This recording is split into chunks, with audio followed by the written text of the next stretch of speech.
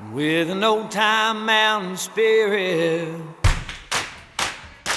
making joyful noise, let's hear it.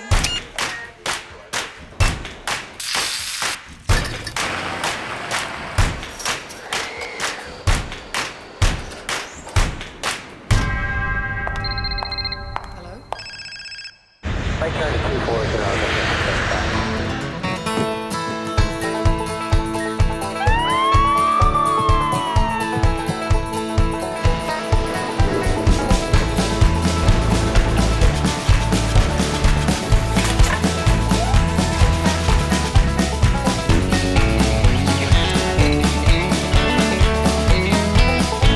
Where I was born and raised, and you know bound to stay in my Appalachian Highlands home.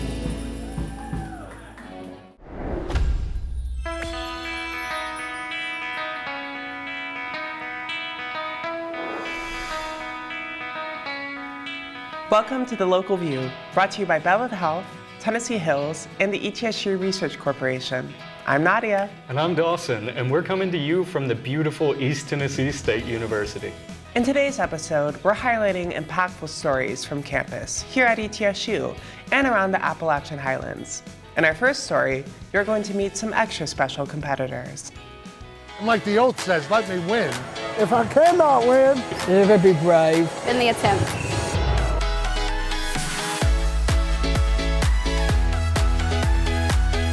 I'm Jeremy Marlin, freshman, ETSU, class 2025. It's a big day here as we got the Special Olympics on campus today. Phenomenal program, excellent people, and they do a great job. My name is Chris Suntag. I'm the area director for the Upper East Region Special Olympics. We're at East Tennessee State University at the Center for Physical Activity, and they were gracious enough to loan us their gym to have a Special Olympic basketball event. We were looking for a place, and some of the area managers was like, it's not gonna happen this year, we don't have enough time, basketball season is closing. And so we talked about it for a little bit. They told us how their students may be very disappointed if they don't get to play basketball this year. So I sort of said, hey, I used to work at the CPA at ETSU. We have gyms in there. We have events all the time. So I ended up reaching out, and we were able to land the gyms here, and we're very excited about it. I was dribbling and doing the hands up thing and doing as my coaches told me to do. For many years, I competed in the bowling, the track and field events. My favorite sports, I like basketball, I like football game, I like soccer game. And this is one of my best friends, Garrison, right? Yeah.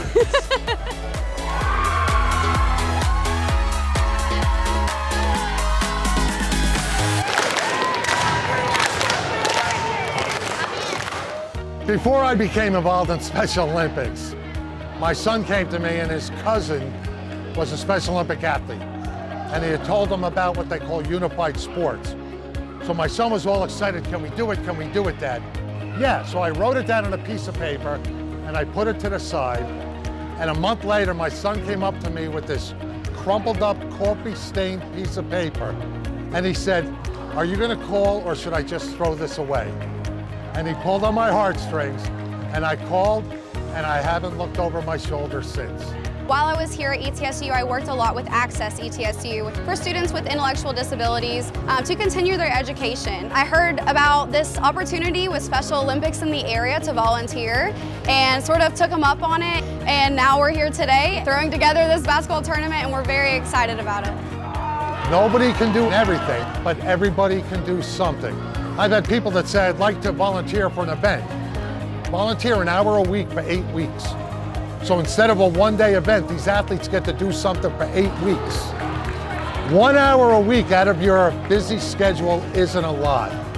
These people will become your friends, your family. Those of us involved in it, it really is one big family. Special Olympics doesn't happen without volunteers. In the state of Tennessee, we have 22 paid employees. Everything else is volunteer. Getting involved in stuff like this is just amazing work. It gives these students and athletes a chance to feel included, to be included as they should. Things like this, giving them an opportunity like this is just amazing.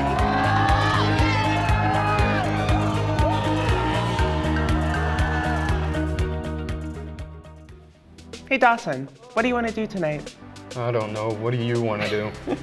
If that sounds familiar, we may have the solution.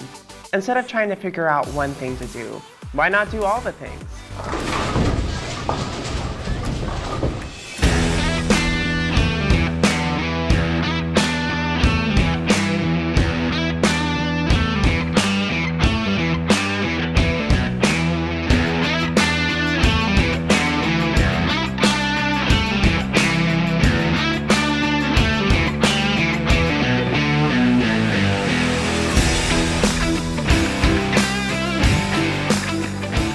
Hi, I'm Whitney Williams. I'm the Marketing Director for Tiebreakers.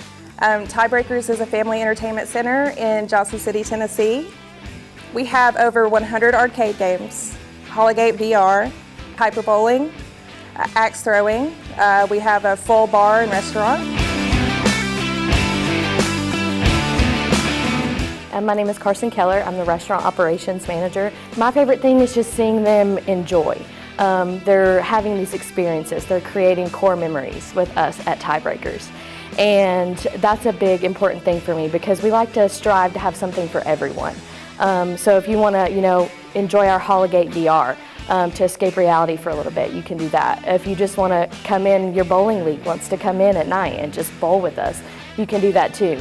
But if you're hungry, we offer all kinds of different types of food for everyone as well. So we just have a little something for everyone, and that's very important at Tiebreakers.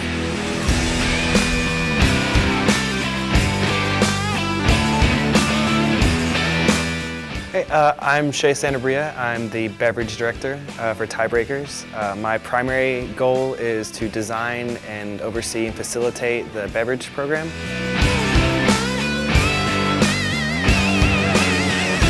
We have quite an eclectic mix. We're known for our blueberry mojito. That's something that's very popular.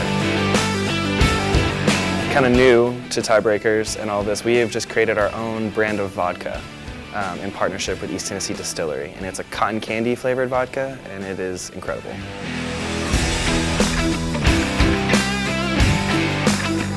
There's not much for families or even the college kids, to do around here.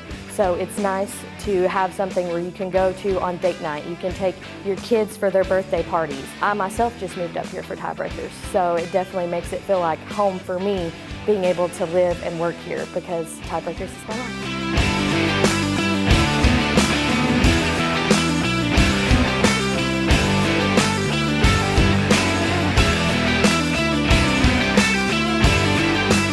I know that we're creating lasting memories for families and friends, and this region has changed because of us. The Tennessee Smokies minor league baseball team just threw out their first pitch of 2023. We got a chance to shadow the team and get a behind-the-scenes look at what the Smokies have in store for the season.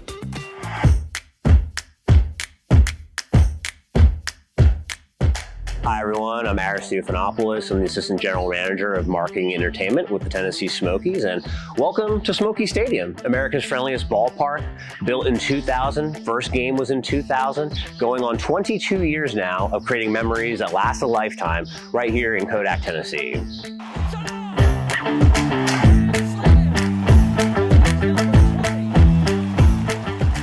Hi, my name is Jeremy Bowler. I'm the Vice President of Boyd Sports in the Tennessee Smokies.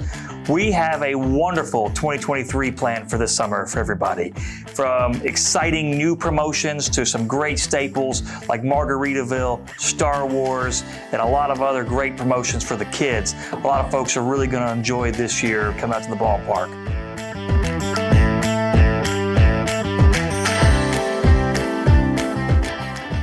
What we do here at Smoky Stadium is a lot different than what you would see at a Major League Baseball game like the Chicago Cubs. Here at Smoky Stadium, we're all about creating a fun family experience. Maybe you're at a Cubs game, you see a 500-foot home run or a 100-mile-an-hour fastball, but here we can see hot dogs being flung into the stands and a funny mascot taking a photo with you. A lot of people ask, well, how can you do that every single day? How can you make that something that's successful every single day? Well, that's my job here, creating all of those fun things, the giveaways, the theme nights, but a lot of that goes into what goes on at the ballpark as well. So we're constantly creating new opportunities and new site venues here at Smoky Stadium. Right now, I'll show you a new part of the ballpark coming in 2023.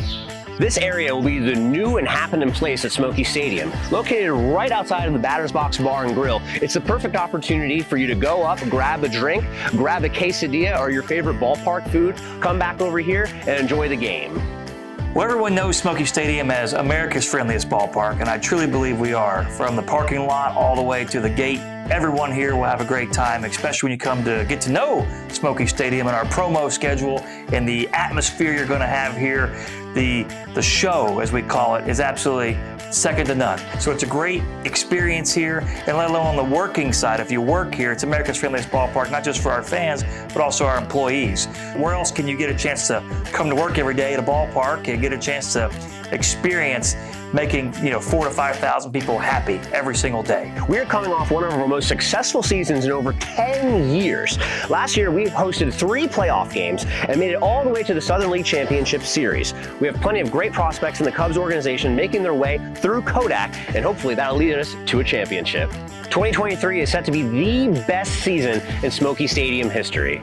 From the stadium renovations to the new giveaways and theme nights that we have lined up for our schedule, we have 69 games of fun, packed entertainment for you and your family.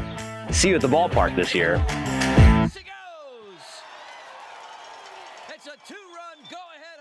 Coming up after the break, we visit with ETSU Athletics to see how they're providing all-star live sports coverage in our region, all while grooming ETSU students for careers in sports media. Lately, we've been hearing reports of raptors in a region, pterodactyls in the Tri-Cities, even a brontosaurus in a backyard. After the break, learn how one man turned his passion for the prehistoric into a spectacle for all to enjoy. And stay tuned for a recap of one of ETSU's largest, most widely celebrated events yet. Cosplay, video games, TV, film, and pop culture, all conning up next.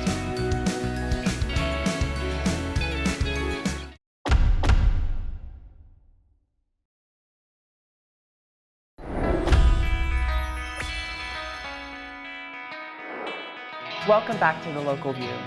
Now, let's hear it from ETSU Athletics to find out more about the love of broadcasting and learn what goes into streaming live ETSU sports events to fans around the world.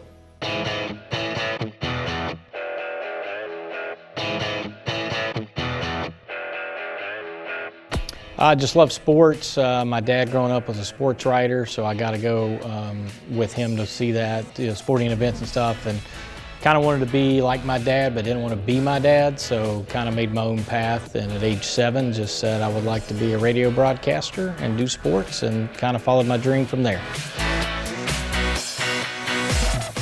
Always been into sports. My brother always said I was a jock turned computer geek because I played all the sports there were. Now I just am behind the camera, behind the computer, doing graphics, 3D animation. I started doing Buck News. Saw that we had football coming back, and I figured, and the broadcasts were happening. I'm like, well, I guess they might need some help. And the rest is history. I've been doing sports broadcasting ever since.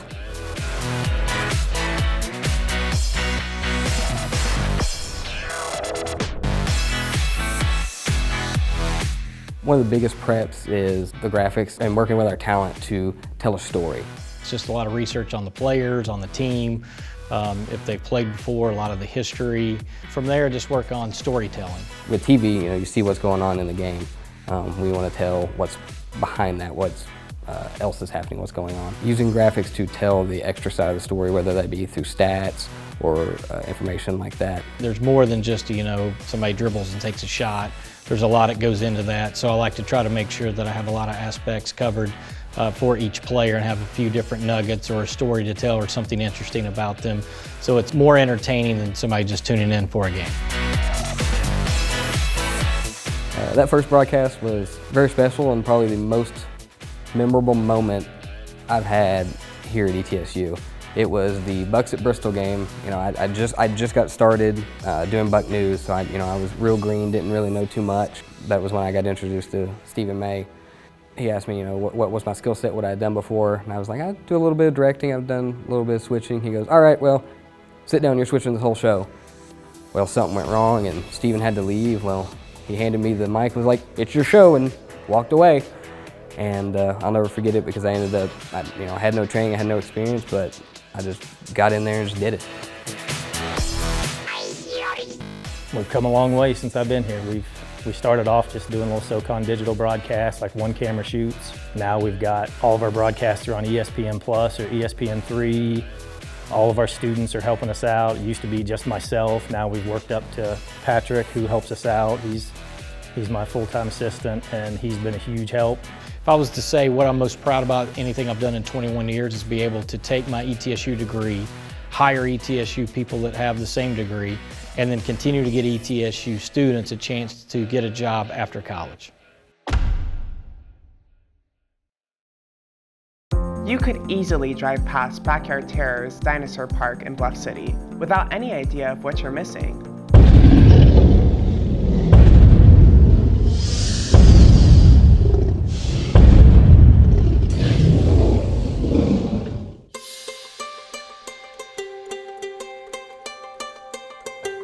My name is Chris Kastner, and I do everything, just about.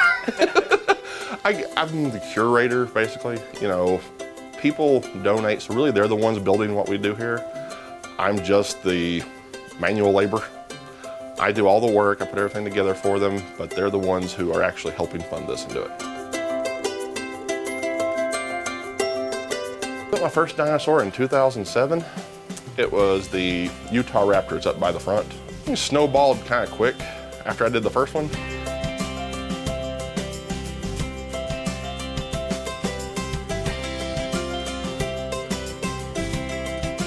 My favorite dinosaur is the Velociraptor.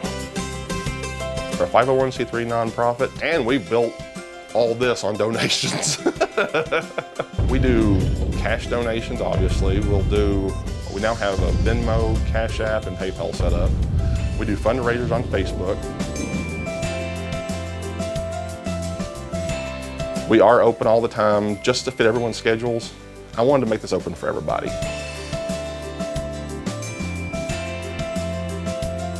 Even the adults, you'll hear them talking, look at this big one, and and I kind of did it on purpose. I put some stuff up high, even the little dinosaurs, and some low. So kids get one perspective, looking down or up, and parents the other, and they'll talk and communicate. They'll see stuff. And that was just a happy accident. I noticed they were doing it up here. I continued the theme as I went through the rest of the park, putting stuff like that. My process is I do a lot of research, so I have to compile a lot of facts and information. I do have paleontologist friends who help me out in things. I love that you can experience what dinosaurs used to look like when they were alive, and that they have other activities you can do. The fossil digging is dinosaur related, and also fossils are just really astounding to me.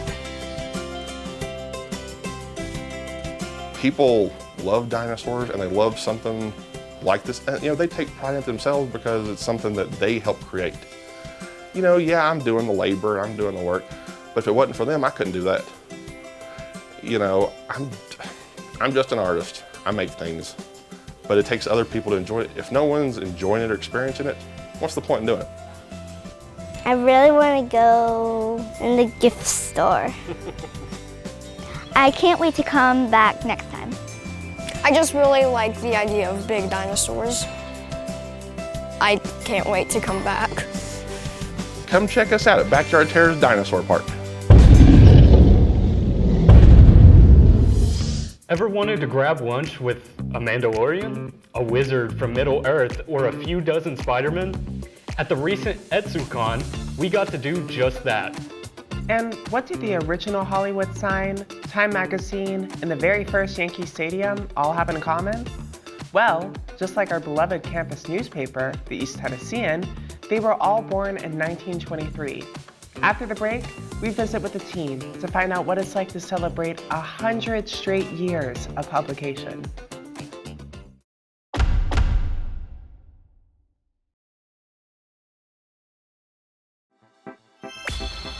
Welcome back to the Local View. What's better than watching your favorite media? Being immersed completely into it with a community of people who share the same pop culture passion as you. Cosplay and celebrity panels just scratch the surface of ETSUCon's 2023 event. ETSUCon is one of ETSU's largest annual events celebrating all things pop culture. It began in 2013 by 3 faculty advisors who eventually came on to create one of the biggest events that happens on campus. My name is Hannah Sigmund. I'm currently in my last semester of pharmacy school. I've been involved with the event since 2016, and now I am fully in charge of the event along with the rest of the members of my team. My name is Madison Warner. I am the con manager this year for ETSUCon 2023. Previously, I was the marketing director, and I was a volunteer that started in 2016. We actually began the process planning for this at the very end of the convention last year. A week after we had ended the convention, we were approved for our 2023 date. So we began the official planning for it in July, and then we've been planning it ever since and up until the very last minute. Had some phenomenal featured guests like Ray Delisle, who has voiced Azula from Avatar, Daphne since 2009 in Scooby-Doo, and various other roles, as well as Kira Buckland, who is Jolene in JoJo's, as well as various other anime characters in video game. Alejandro Saab, who is a VTuber, as well as various anime and video game characters as well. With Bucktainment, we've got to bring back Steffa Plush, which has been gone from campus for several years, and it's just Build-A-Bear but tiny. Light of Guy, who is an ETSU treasure, has come back to do a performance. We love having him. It's a great place to buy any of the nerdy stuff that you want. We have a giant room full of various artists and vendors that are selling their hard works as well as the things that they've brought in. A lot of local businesses, a lot of students that are artists as well. We have a giant video game tournament in the cave that is led by various student groups as well as ETSU esports.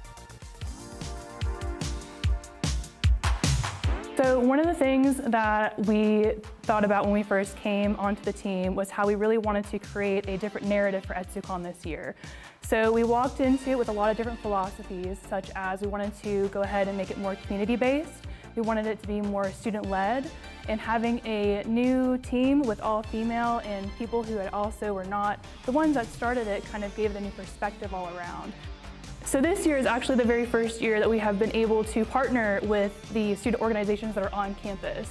So what we have offered was an opportunity for them to be able to partner with one of the largest events to be able to market themselves as well. Hannah and I have been so passionate about this event for so very long, and that it has provided us an opportunity to be able to give the same experience to these students that we have also had. I think one of my favorite parts is working with this team of students that we have, because it is great seeing all the new faces, because I've been with this event since 2016. One of the things that makes this event so fun is that it provides an opportunity for students who are into more of the pop culture-esque type things to have a weekend to enjoy some of the things that they're interested in. Finding that sense of home outside of home. It is very difficult to find an event in the real world that you can dress up as your favorite characters, embrace all of the things that you love and not be scrutinized for it. Outside of Halloween, it's hard to dress up anywhere. So if you want to go ahead and follow us on our social media pages at ETSUConTN, it is going to be on Facebook and Instagram. We also have a link tree as well that are in our bios for our profiles, in which you're able to find out more information for applications as well as volunteering. We'd love to see you at ETSUCon 2024.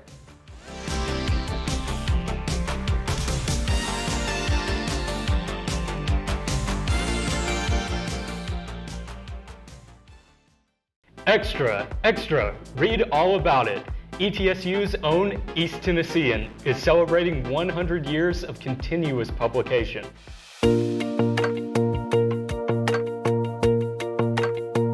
My name is Allison Winters. I'm Don Armstrong. I'm the executive editor of the East Tennessean. I am the director of student media. And I've been in this position since the fall of last year. And part of that role is I'm the advisor to the East Tennessean student-run newspaper. So the East Tennessean is celebrating the 100th anniversary this year, which we are probably one of the longest running organizations on campus, which we're really proud of that. We've served under a lot of different names. We've been the Pirate Press, the Collegian, we've also been the Chalk Line. East Tennessean offers a way to build portfolios, no matter your career goals. And so I love that part of it, and I hope that just continues for certainly the next 100 years and beyond that. This year, to celebrate the 100th anniversary of the East Tennessean, we are having a reception at the end of March that's going to be just kind of, we're going to unveil the commemorative edition cover. We're going to bring in some alumni, present some awards. Right now we're doing the East Tennessean Reader's Choice Awards, where we're getting students to vote on things in the community. So we're going to present those awards at that reception. So we have a lot of stuff like that. And like I said, we will be doing a commemorative edition in April. We're going to be looking back and talking to all of the advisors that are still alive and with us, and we're going to be featuring that in there, and just some of the stories that show the historical elements of the East Tennessean, and kind of just unveiling all of the stuff to give people a better idea of what the East Tennessean has looked like throughout the 100 years. The Elizabethan Star has probably been printing the East Tennessean for, I would guess, the last 20 to 30 years. And every 5 years or so, you have to put out the contract again, but the Elizabethan Star is always the best bidder, and they've been fantastic working with us. And so the Star has been a great partner for the East Tennessean. We have 2 student workers who will go out and put the papers at racks across campus. So when you find it in Wharf Pickle or in the Culp, just know that student workers are the ones who are getting that out and a part of that process. First of all, anything that lasts 100 years is just fantastic, but especially something that is still largely a print-based product. The East Tennessean itself serves as the watchdog for campus. We're trying to cover all the stories and important issues on campus. Whether it's an event, whether it's an issue on campus, an editorial opinion about something impacting students, impacting the community, that's what the East Tennessean is about. East Tennessean's always telling stories. This year we're just trying to tell the East Tennessean story a little bit, just because, again, 100 years, how many things get to last that long? That does it for today's episode of The Local View. We'd like to thank all of our guests who shared their fantastic brand stories, and our sponsors, Ballad Health, Tennessee Hills, and the ETSU Research Corporation for making this show possible. And finally, shout out to the Advanced TV production class for producing this show from the ground up. I'm Nadia. And I'm Dawson. We look forward to seeing you next time on The Local View for more compelling stories from around the Appalachian Highlands. Bye.